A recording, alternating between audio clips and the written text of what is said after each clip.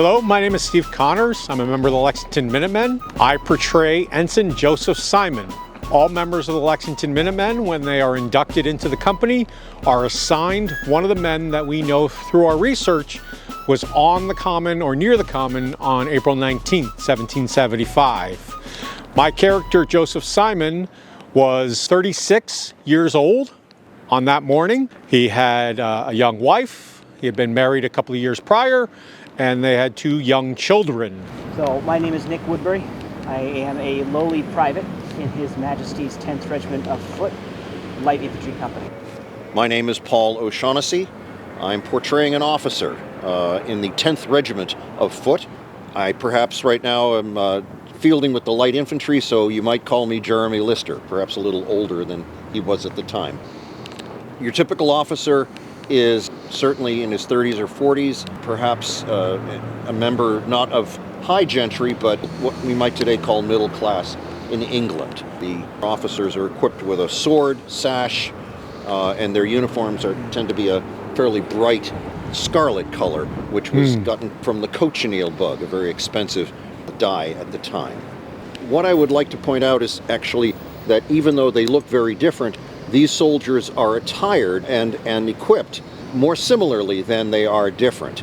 They have very similar weapons. The British soldier is carrying typically what we know as a Brown Bess, or short or long land pattern musket, 75 caliber. The scarlet that I'm wearing, in his case, is a red from the madder root, a less expensive dye. He's got a cartridge box on the belly here, which is for a limited number of rounds. He's also carrying a powder horn, and each regiment has a distinctive facing color that allowed for identification. In the case of the 10th Regiment, it is a bright yellow.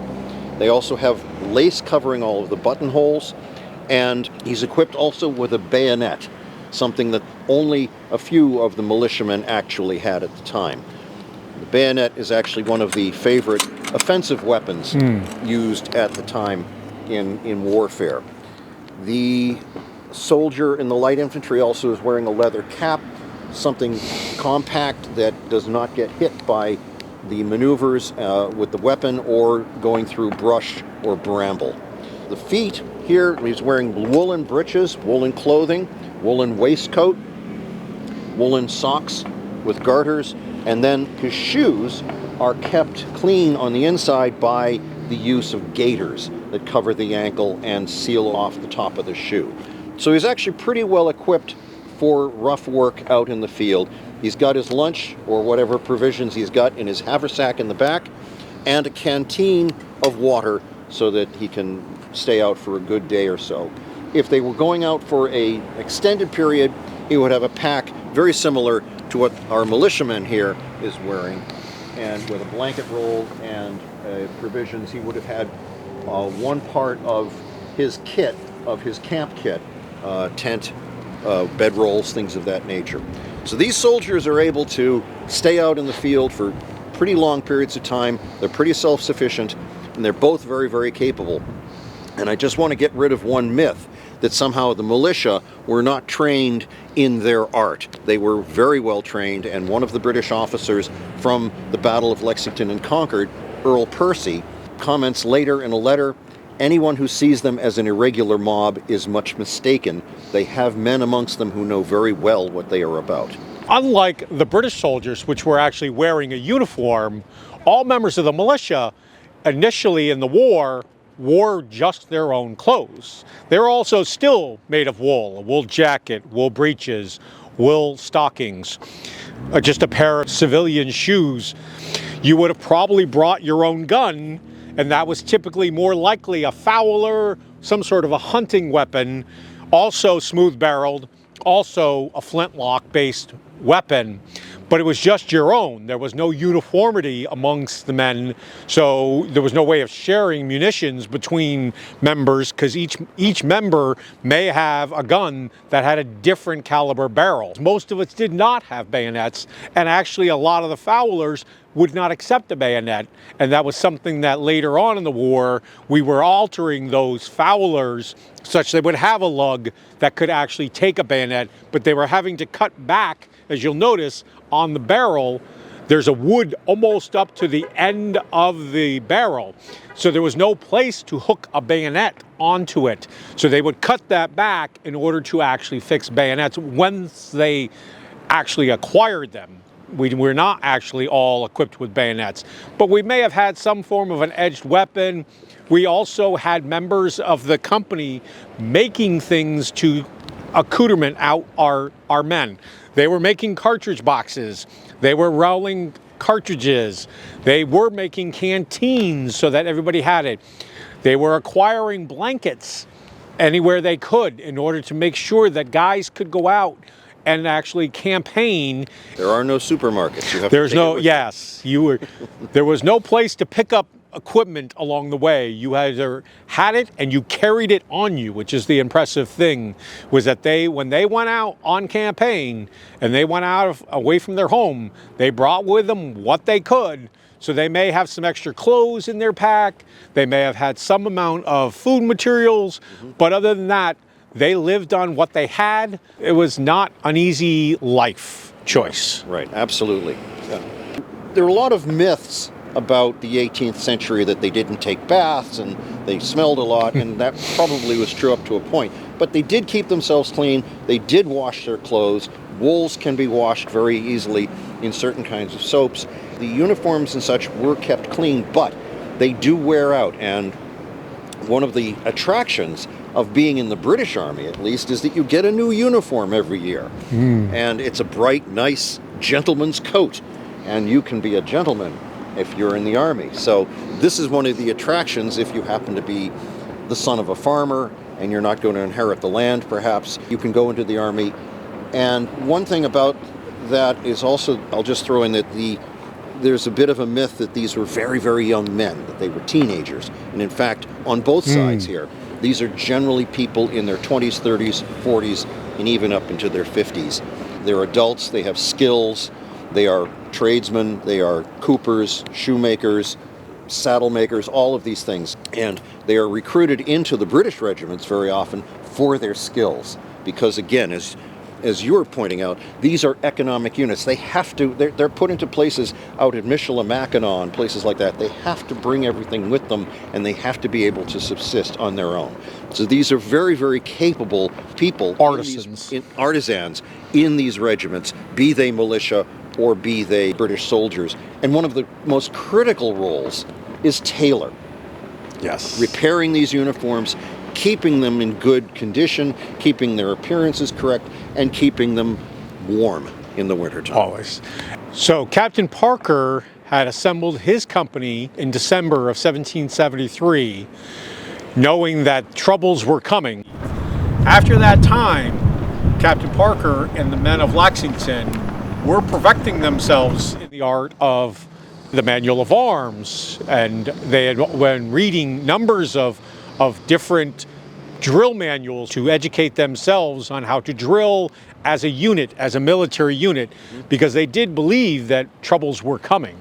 And so therefore, they were not just farmers. Prior to this time frame, the militia was required to meet but 4 times a year. Obviously, though, they knew that things were more important leading up from 73 until obviously the fateful day here in April 75, that they needed to be much more educated about military arts, and they were educating themselves in that and practicing multiple times a week leading up to that spring. The militia were an established army here in the colonies. That was a tradition that came over from England, Right. The militia. And in Lexington and all towns, if you were an able-bodied man between the ages of 16 and 60, and you were of sound mind, you were a member of the militia. Right. That was a duty that you performed in your town. Right. And one other thing that's important is that most of the British regiments started their lives as militia companies who were then put onto the establishment. In some cases, they were then disestablished, if you wish, or sent back to being militia, but in the case of many, they were kept on. That's the story of the 10th Regiment, which was actually a militia company that was brought forward and put into the regular army during Monmouth's rebellion in the 17th century. And then they just became part of the regiment. They were the 10th such company to actually be so established. And so when numbers were assigned, they became the 10th Regiment of Foot. And for the militia, you would have had, obviously early on in the war, you really arrived with what you already owned. But some of the enticement in the militia, they were not regular soldiers. They were usually enticed to serve in the militia and then the army for periods of time. And some of those enticements were actual clothing. They actually were, what we call bounty coats or other sorts of clothing materials that you were able to keep as long as you were willing to sign up and serve for 9 months or longer. And that was the way that they actually were trying, because these were not things that were easy to acquire, and they were not inexpensive here in the colonies at that time. We live today in a society where all the clothing comes off a rack, ready to wear. This is not the case in the 18th century. This is why we see clothing being handed down through generations, being altered and altered again and altered again to keep up with style. But the fundamental cloth in the first place is expensive. The labor is cheap, but the coat is difficult to get. And that's why actually when we read, people's probate wills, we'll see that they will list out exactly what they had for clothing, because that was one of their most valuable assets they might have had. My best shirt. And it was probably something that the heirs would have wanted and fought over, was the individual sort of pieces of clothing. Right. And when we see these uniforms to this day, we see the seams being let out, being taken back in again as these coats are passed down or as styles change.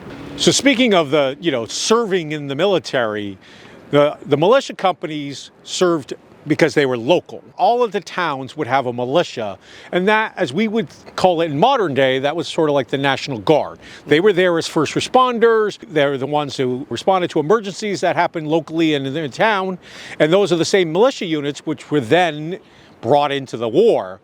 But as time went on in this war and understood that it was not going to be over soon, or it was going to last for years, they did start forming regulars. So one of the other places where men in Lexington served was in the 15th Massachusetts. And so that was a regiment that was recruited and brought out by people throughout Middlesex County. And they served for a period of time, whether it was 9 months or 12 months. And usually those enlistments turned up on January 1st. So there was always this forced requirement to recruit new and entice men to serve, because they still had farms to tend to. They may have had business to attend to. Right. There was all these things that they needed to do that women tended to take over. And these were the Continentals. This was the Continental Army. And they were the American side of the regular army. And so there are the militia, and then there are these established actual armies. And a critical question that people very often get wrong is, one of these gentlemen is required to be in his unit. The other one is in fact recruited and volunteers and signs up. And people always get it backwards. Our militiaman from the age of 16 to 60 is required to be in his militia company, unless he is lame or unable to participate. The British Light Infantry regular here, you actually sought out and were recruited to be in the army. You signed on the dotted line, and you actually had 3 days to make up your mind and say, no, I didn't really mean it. But then you were in, and very often you were in until you were no longer fit for service. And then you were retired, very often with a pension. So it was a career. And whereas this was an obligation, this was a career choice. Thank you for watching this video. We much appreciate your attention to this detail. And I, Ensign Joseph Simon, will be here again on April 19th, always doing this thing. And I will be here on April 19th dealing with him. and so will we all. And Yeah. once again, we can't let it go without saying, God save His Majesty the King.